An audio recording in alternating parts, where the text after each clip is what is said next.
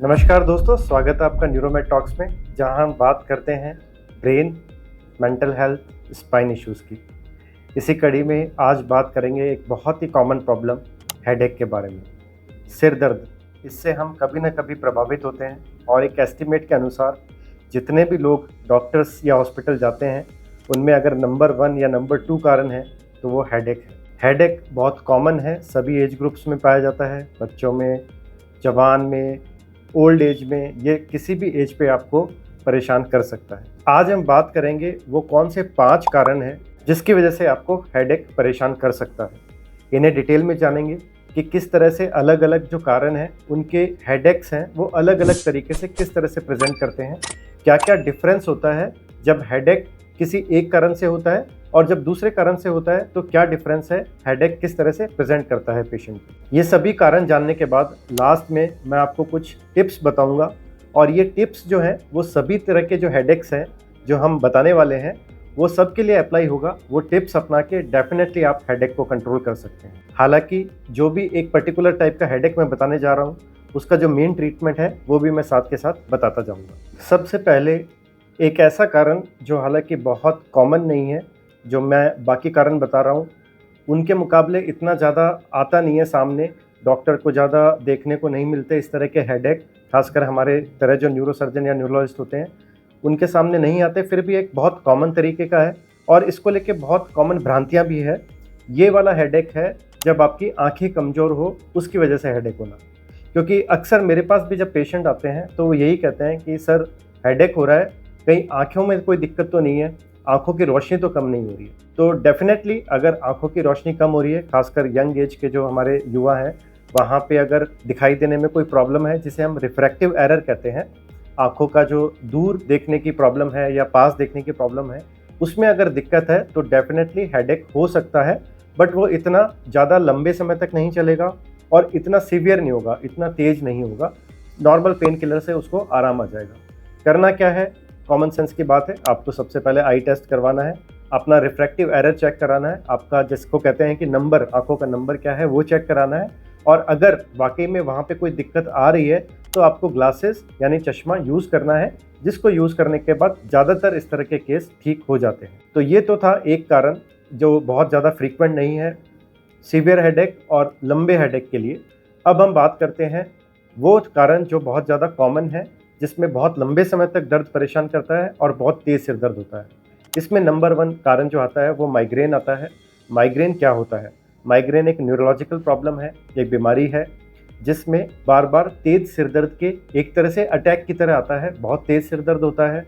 सिर दर्द के साथ अन्य लक्षण भी हो सकते हैं न्यूरोलॉजिकल, जैसे कि आंखों के सामने कुछ रोशनी नज़र आना, कुछ समय के लिए हाथ और पैर में अजीब से सेंसेशन आना, चेहरे पे सेंसेशन आना, कुछ सुनाई देना, अजीब सी आवाज़ें सुनाई देना, इस तरह के जो लक्षण हैं वो माइग्रेन के साथ हो सकते हैं।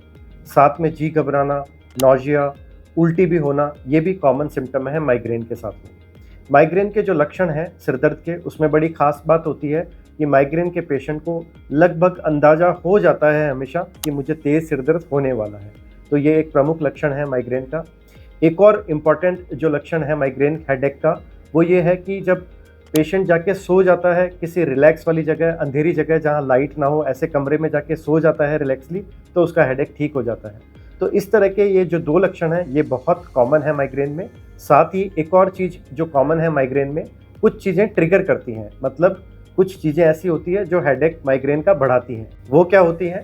तेज़ रोशनी, बहुत ज़्यादा अगर फ्लैशी लाइट्स आपकी आंखों में पड़ रही है तो माइग्रेन हेडेक का ट्रिगर आ सकता है और बढ़ सकता है हेडेक आपका। बहुत तेज शोर होना, लाउड म्यूजिक कहीं बज रहा है या लाउड साउंड कहीं पे आपको परेशान कर रही है तो अगेन ट्रिगर होता है माइग्रेन का हेडेक।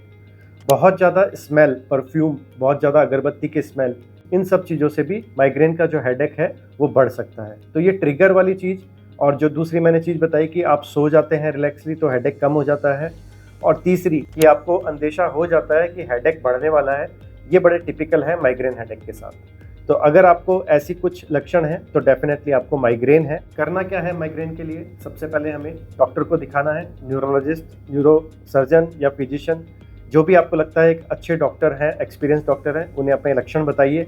वो हो सकता है आपकी जांचें करवाएं। वैसे ज़्यादातर माइग्रेन के केसेस वो क्लिनिकली डायग्नोस हो सकते हैं वहाँ पे बहुत ज़्यादा इमेजिंग की ज़रूरत नहीं है। इमेजिंग मतलब सीटी स्कैन या एमआरआई स्कैन करवाना। यहाँ पे भी बहुत कन्फ्यूजन होता है, बहुत से लोग खुद ही आके ये कहने लग जाते हैं कि सर बहुत सिर दर्द हो रहा है, आप हमारा सीटी स्कैन करवा लीजिए या एमआरआई स्कैन करा लीजिए। तो ये देखिए, ये बहुत एक ऐसी चीज़ है जिस पे आप थोड़ा सा विचार करिए कि हमें अननेसेसरी इन्वेस्टिगेशन नहीं करवाने होते, हमें डॉक्टर को पूरी लक्षण बताने होते हैं, और अगर डॉक्टर लक्षण के आधार पे ही डायग्नोसिस बना पा रहे हैं तो हमें अननेसेसरी इन्वेस्टिगेशन से थोड़ा बचना चाहिए, खासकर सीटी स्कैन से, क्योंकि सीटी स्कैन में रेडिएशन भी होता है। एमआरआई स्कैन की जहाँ तक बात है, अगर डॉक्टर को लग रहा है कि ज़रूरत है, कुछ उसे डाउट लग रहा है कि इस तरह का सिर दर्द है जो कोई और कारण गंभीर हो सकता है, तो डेफिनेटली कराना चाहिए, लेकिन खुद अपने आप से डायग्नोसिस बना के इन्वेस्टिगेशन की तरफ जाना ठीक नहीं। माइग्रेन का ट्रीटमेंट जो है वो मेडिकल ट्रीटमेंट है, मतलब कुछ मेडिसिन होती हैं, इनमें से कुछ मेडिसिन प्रोफाइलेक्टिक मेडिसिन होती है, मतलब लंबे समय तक वो मेडिसिन लेनी होती है जिससे आपका सिर दर्द काफ़ी हद तक कंट्रोल में रहता है। और कुछ जो मेडिसिन होती हैं वो एक्यूट अटैक, जब हेडेक आपको हो रहा होता है, स्टार्टिंग जब आपको अंदेशा हो जाता है कि हेडेक होने वाला है, उस समय लेनी होती है, ताकि आपका जो हेडेक है वो एक हेडेक का एपिसोड है वो कम हो जाए, इतना तेज हेडेक आपको ना हो। दवाइयों से बहुत अच्छा कंट्रोल कर सकते हैं। एक बहुत ही कॉमन क्वेश्चन आता है कि सर माइग्रेन होता क्यों है? तो इसके जो कारण है वो न्यूरोलॉजिकल है। जो ब्लड वेसल्स हैं हमारे ब्रेन में, उनमें कुछ न्यूरोट्रांसमीटर्स की प्रॉब्लम की वजह से होता है। किसी को भी हो सकता है, कुछ जेनेटिक कॉज भी होते हैं, महिलाओं में ज़्यादा होता है। इसलिए बार बार ये ना सोचें कि मेरे को माइग्रेन क्यों हो रहा है, बहुत ज़्यादा स्ट्रेस में ना आए इसके लिए कि क्यों हो गया मुझे। किसी को भी हो सकता है, और ट्रीटमेंट जैसे मैंने बताया मेडिकल से बहुत अच्छा ट्रीटमेंट कर सकते हैं। यहाँ पे एक और जो सवाल बहुत कॉमनली आता है कि क्या इसको 100% दवाइयों से ख़त्म कर सकते हैं? तो इसका ऑनेस्ट आंसर है कि बिल्कुल नहीं कर सकते। माइग्रेन जो है वो अपने आप ही टाइम के साथ ख़त्म हो जाता है, कम हो जाता है। एक उम्र आने के बाद में अपने आप माइग्रेन के सारे सिम्टम अपने आप ख़त्म होते हैं। कोई मेडिसिन उसमें कोई चीज़ नहीं करती है। मेडिसिन का रोल सिर्फ कंट्रोल करने में है, सिम्टम्स को कंट्रोल कर देगी। कोई भी आप गलत बहकावे में ना आए, क्योंकि बहुत से हमारे यहाँ पे प्रैक्टिशनर ऐसे भी होते हैं जो क्वालिफाइड नहीं है, जो इस तरह की प्रैक्टिस करते हैं कि आपका माइग्रेन का 100% इलाज कर देंगे, ऐसी दवाई दे देंगे, ऐसी पुड़िया दे देंगे, ऐसी देसी दवाई दे देंगे। तो उस चक्रों में मत पड़िए। हकीकत यही है, सच्चाई यही है कि कोई परमानेंट सॉल्यूशन नहीं है अभी तक, बहुत सारी रिसर्च के बाद भी अनफॉर्चुनेटली, लेकिन डेफिनेटली मेडिसिन से कंट्रोल अच्छा हम पा सकते हैं। नेक्स्ट जो कॉमन टाइप का हेडेक है वो है टेंशन हेडेक। यहाँ पे टेंशन हेडेक इसका नाम है। टेंशन का मतलब हम हमेशा स्ट्रेस को लेके समझते हैं, तो डेफिनेटली स्ट्रेस का एलिमेंट यहाँ पे है। ऑफिस गोइंग जो पॉपुलेशन है, मॉर्निंग में वो अपना काम शुरू करते हैं ऑफिस में, और इवनिंग तक आते आते स्ट्रेस की वजह से या प्रॉपरली आपको ब्रेक्स नहीं मिले हैं, डाइट आपकी प्रॉपर नहीं है, तो ये वाला जो एरिया है ये बैंड लाइक एक हेडेक होता है, इसीलिए इसको बैंड लाइक हेडेक भी कहते हैं, टेंशन हेडेक को। और इस तरह के सिम्टम्स लगभग डेली बेसिस पे आते हैं। यहाँ पे एक डिफरेंशिएशन जरूरी है। माइग्रेन का जैसे मैंने बताया अटैक की फॉर्म में आते हैं, कुछ ट्रिगर अगर हुआ, नींद पूरी नहीं हुई, या कुछ तेज रोशनी आई आंखों के सामने, या लाउड म्यूजिक हुआ, उससे ट्रिगर हो गया हेडेक, और बहुत तेज हेडेक हुआ, थोड़े टाइम रहा वो, कुछ घंटे या 1-2 दिन, और फिर ठीक हो गया। लेकिन टेंशन हेडेक में लगभग रोज होगा हेडेक, और शाम के समय ज़्यादा होगा। तो ये डिफरेंशिएटिंग पॉइंट है टेंशन हेडेक और माइग्रेन का। टेंशन हेडेक के लिए हमें क्या करना है, वो सारे जो चीज़ें हैं, टिप्स क्या है, वो मैं आपको एंड में बताने वाला हूँ, जो सभी तरह के हेडेक्स के लिए एप्लीकेबल है। मेनली यहाँ भी मेडिसिन दे सकते हैं, अगर ज़रूरत लगती है डॉक्टर को तो थोड़ी हल्की पेन किलर या स्ट्रेस को कम करने के लिए थोड़ा सा एंटी एंजाइटी मेडिकेशन दे सकते हैं, लेकिन बहुत ज़्यादा मेडिसिन का रोल नहीं है। लाइफस्टाइल मॉडिफिकेशन ज़्यादा जरूरी है, जिसके बारे में हम आगे बात करेंगे। तीसरे टाइप का हेडेक जो बहुत कॉमनली होता है वो है साइनस हेडेक। साइनस हेडेक क्या होता है, साइनस क्या होता है पहले ये जान लेते हैं। साइनसेस हमारा ये जो सारा फेस का बोन है, और हेड जो स्कल का बोन है, ये बोनी है, बोन से बना हुआ है, हड्डी से बना हुआ है। इन हड्डियों के बीच में, मतलब हड्डी 2 लेयर्स हैं हड्डी की, और बीच में जो जगह है वहाँ पे साइनसेस बने होते हैं, एयर साइनसेस बने होते हैं, और वहाँ पे म्यूकस भी होता है। कह सकते हैं कि एक तरह का सिक्रीशन जो होता है वो वहाँ पे होता रहता है। तो वो सिक्रीशंस अगर ज़्यादा हो जाए, वो स्पेस अगर हड्डियों के बीच में बढ़ने लग जाए, वहाँ पे म्यूकस ज़्यादा होने लग जाए, वहाँ पे इन्फेक्शन हो जाए, तो उस चीज़ को साइनोसाइटिस कहते हैं। और साइनोसाइटिस की वजह से जो दर्द होता है उसे साइनस हेडेक कहते हैं। इसके बहुत टिपिकल लक्षण हैं जो आपको डिफरेंशिएट करते हैं दूसरे कारणों से। वो है आपको जुखाम वाले सिम्टम ज़्यादा रहेंगे, नाक का बहना या नाक का बंद रहना, जुखाम रहना, छींकें आना, एलर्जी टाइप जैसी पिक्चर आती है कि किसी चीज़ को ठंडी हवा को एसी की हवा में बहुत छींकें आने लग जाती है, इस तरह के सिम्टम्स आपको मिलेंगे जब साइनस का हेडेक होगा। ये वाला एरिया, ये फ्रंटल वाला एरिया, ये आगे वाला जो हमारा पार्ट है सिर का, यहाँ ज़्यादा होगा, ये इसका टिपिकल है। जो सिर का ये वाला पार्ट है यहाँ इतना नहीं होगा, जैसा कि दूसरे कारण जो होते हैं माइग्रेन के उसमें होता है, यहाँ पे ये वाला एरिया में ज़्यादा होगा। तो साइनसिस क्योंकि यहाँ ज़्यादा है, करना क्या है, हमें सिंपल एक्सरे से डायग्नोस हो सकता है। पीएनएस व्यू एक्सरे जिसे कहते हैं, वो करवा के साइनोसाइटिस हम डायग्नोस कर सकते हैं। और जैसा मैंने बताया, लक्षणों से आपको पता चल जाता है कि ये साइनस हेडेक है, ना कि कोई और हेडेक है। ट्रीटमेंट के लिए कुछ मेडिकेशंस दी जाती है, डीकंजेस्टेंट दिए जाते हैं। एक कैप्सूल आता है कार्बोल का, बड़ा सिंपल सा, उस कैप्सूल का पानी जो है वो गर्म पतीले में डाल के उसकी भाप ले सकते हैं, इनहेल कर सकते हैं, जिससे साइनसिस ओपन हो जाए और जो भी सिक्रेशंस है वो बाहर आ जाए। उससे बहुत अच्छा रिलीफ साइनस हेडेक में मिलता है। Over the counter pain killers भी ले सकते हैं, लेकिन मैं यहाँ भी सलाह दूंगा, अगर आपका लंबे समय तक हेडेक है, ठीक नहीं हो रहा है ओवर द काउंटर मेडिकेशन से, तो डेफिनेटली आपको डॉक्टर को कंसल्ट करना है ताकि प्रॉपर डायग्नोसिस और ट्रीटमेंट हो सके। नेक्स्ट टाइप का जो हेडेक है जिसके बारे में बताने वाला हूँ, वो सबसे ज़्यादा खतरनाक है। अभी तक जितने भी मैंने हेडेक बताए वो इतना डेंजरस नहीं है, रिस्की नहीं है, लेकिन नेक्स्ट जो टाइप का हेडेक है वो थोड़ा रिस्की है। उसके बारे में हमें जल्दी सावधान होना है, और तुरंत अगर इस तरह का हेडेक आपको है तो डेफिनेटली आपको न्यूरोसर्जन या न्यूरोलॉजिस्ट को तुरंत कंसल्ट करना है, क्योंकि ये हेडेक है tumour related headache. Tumour related headache का मतलब होता है अगर ब्रेन में कोई ट्यूमर है, चाहे वो कैंसर वाला ट्यूमर ना हो के सिंपल ट्यूमर भी अगर है तो वो भी हेडेक करेगा।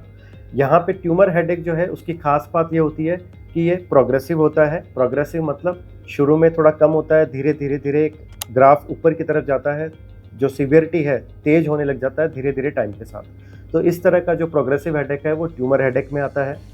दूसरी बात, सुबह के समय ज़्यादा होगा, मॉर्निंग टाइम में ज़्यादा होता है, जब आप बिल्कुल उठने का समय होता है उस समय आपको हेडेक ज़्यादा होता है, तो वो ट्यूमर हेडेक का लक्षण हो सकता है।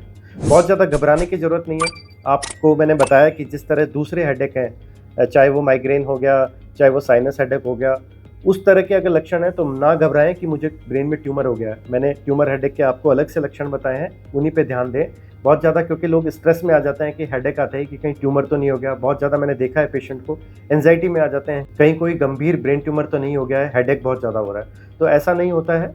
जैसा मैंने बताया कि ट्यूमर हेडेक बहुत रेयर है, बहुत ही कम केसेस में ऐसा होता है कि हेडेक किसी को लंबे समय से हो और उसे ट्यूमर डायग्नोस हो। मैं आपको एग्जांपल के तौर पे बता सकता हूँ मेरे पर्सनल एक्सपीरियंस से। अगर मैं हेडेक के लिए एमआरआईज होती हैं देखता हूँ मैं रोज़, तो अगर 1000 एमआरआई या सीटी स्कैन मैं देखूंगा हेडेक के लिए, तो कोई एक में ऐसा होगा कि ट्यूमर की वजह से है। कहने का मतलब है बहुत ही रेयर है कि ब्रेन ट्यूमर जो है वो आपका हेडेक कर रहा है। तो दोस्तों ये थे सारे कारण कि किस किस वजह से आपको हेडेक हो सकता है, कौन से कॉमन कारण है जिसकी वजह से हेडेक की प्रॉब्लम आ सकती है, और किस तरह के लक्षण होते हैं अलग अलग तरह के हेडेक्स में, जिन्हें जान के हम ये पता लगा सकते हैं कि हमें किस तरह का हेडेक है। फाइनली अब बात करते हैं वो कॉमन टिप्स जिनसे आप इन सब तरह के हेडेक्स पे कंट्रोल कर सकते हैं।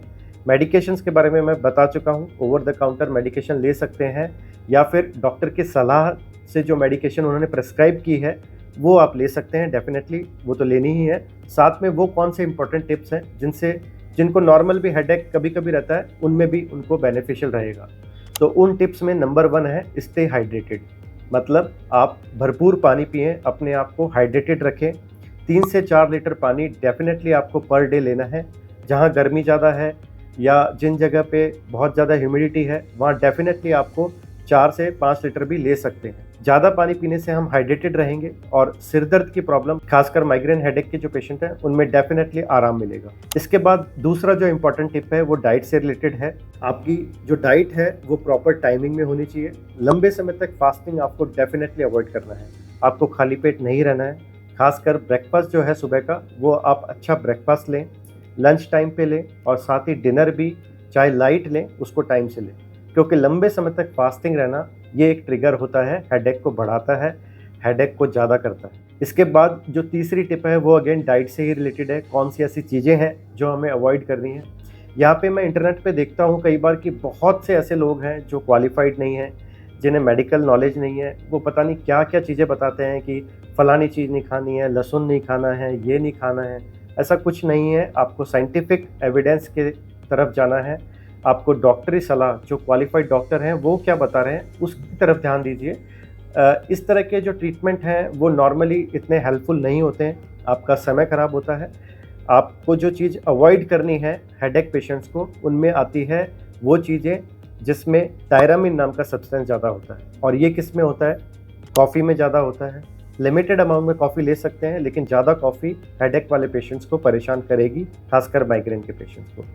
इसके बाद चीज़ में भी टायरामिन काफ़ी होता है। चीज़ कई फूड आइटम्स में आजकल होता है, पिज़्ज़ा में होता है, ये सब चीज़ें थोड़ी अवॉइड करनी है। प्रोसेस्ड फूड अवॉइड करना है, अल्ट्रा प्रोसेस्ड फूड हो गया, डीप फ्राइड फूड हो गया, ये सब चीज़ें जो हैं वो हमारे हेडेक को बढ़ा सकती है। शुगरी जो ड्रिंक होते हैं, एनर्जी ड्रिंक होते हैं, इनमें भी कैफीन ज़्यादा होता है और शुगर भी बहुत ज़्यादा होता है, तो डेफिनेटली ये भी अवॉइड करने वाली चीज़ है हेडेक पेशेंट्स की। शुगरी ड्रिंक्स में एक और चीज़ जो बहुत कॉमनली यूज़ होती है, कोल्ड कॉफ़ी।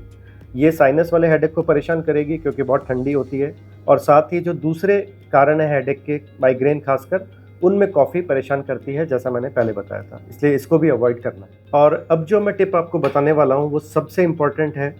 टेंशन हेडेक हो, चाहे माइग्रेन हो या साइनस हेडेक हो, हर तरह के हेडेक में सबसे ज़्यादा यूज़फुल जो टिप है वो है आपका स्ट्रेस मैनेजमेंट। आपको स्ट्रेस मैनेजमेंट करना है, रिलैक्स रहना है।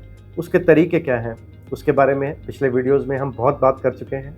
मेडिटेशन बहुत इंपॉर्टेंट रोल प्ले करता है आपकी मेंटल हेल्थ, आपकी फ़िज़िकल हेल्थ के लिए, ब्रेन हेल्थ के लिए।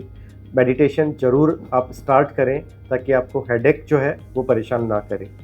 मेडिटेशन के साथ ही फिज़िकल एक्टिविटी होना बहुत ज़रूरी है। मॉर्निंग टाइम में कोई भी फिज़िकल एक्टिविटी, चाहे वो स्विमिंग हो, जॉगिंग हो, चाहे वॉक ही हो गया, ब्रिस्क वॉक आप पार्क में करें।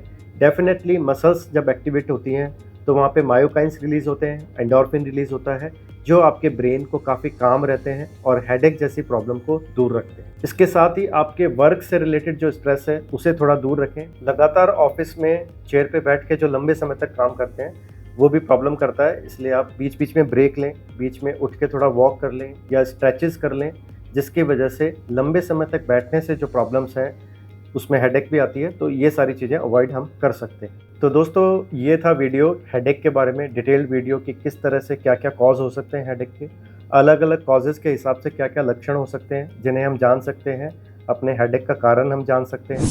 अगर आपको ये वीडियो पसंद आया है तो आप शेयर करिए इसको उन लोगों के साथ जिन्हें हेडेक की प्रॉब्लम रहती है और जो डायग्नोज नहीं कर पा रहे हैं कि क्या प्रॉब्लम है। इस तरह के वीडियो के लिए बने रहिए इस चैनल पे। Thank you so much.